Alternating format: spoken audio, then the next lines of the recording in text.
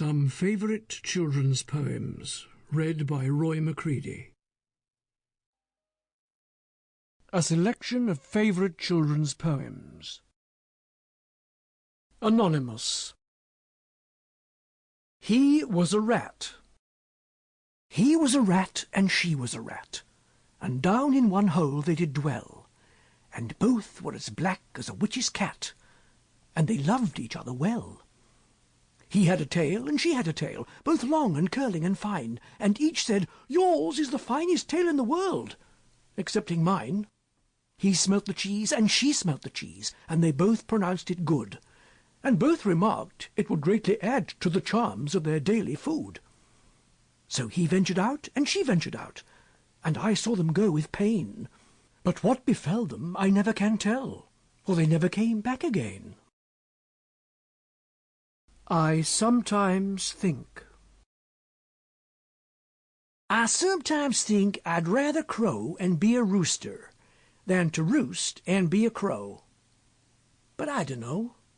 A rooster he can roost also, which don't seem fair when crows can't crow, which may help some. Still, I dunno. Crows should be glad of one thing, though. Nobody thinks of eating crow, while roosters, they are good enough for anyone, unless they're tough. There are lots of tough old roosters, though, and anyway, a crow can't crow, so maybe roosters stand more show. It looks that way. But I dunno. Mr. Nobody. I know a funny little man, as quiet as a mouse, who does the mischief that is done in everybody's house. There's no one ever sees his face, and yet we all agree that every plate we break was cracked by Mr. Nobody.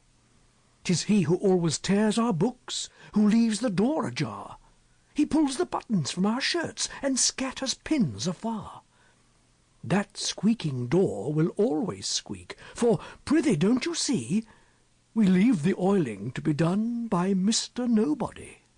He puts damp wood upon the fire that kettles cannot boil. His are the feet that bring in mud and all the carpets soil. The papers always are mislaid. Who had them last but he?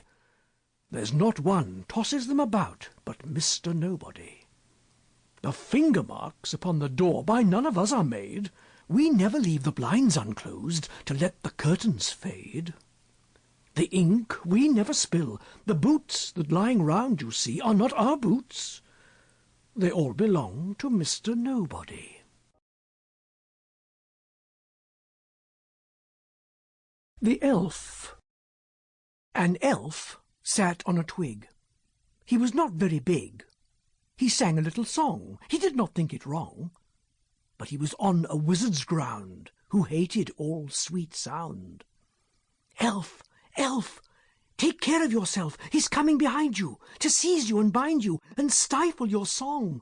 The wizard, the wizard! He changes his shape in crawling along. An ugly old ape, a poisonous lizard, a spotted spider, a wormy glider. The wizard, he's up on the bough. He'll bite through your gizzard. He's close to you now. The elf went on with his song. It grew more clear and strong. It lifted him into air. He floated singing away, with rainbows in his hair. While the wizard worm from his creep made a sudden leap, fell down into a hole, and ere his magic word he could say, was eaten up by a mole.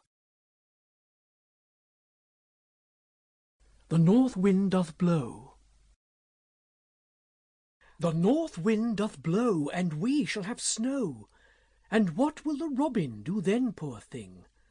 He'll sit in a barn, and keep himself warm, and hide his head under his wing, poor thing. The north wind doth blow, and we shall have snow, and what will the swallow do then, poor thing? Oh, do you not know that he's off long ago, to a country where he will find spring, poor thing? The north wind doth blow, and we shall have snow, and what will the dormouse do then, poor thing? Rolled up like a ball in his nest snug and small, he'll sleep till warm weather comes in, poor thing. The north wind doth blow, and we shall... Sample complete. Ready to continue?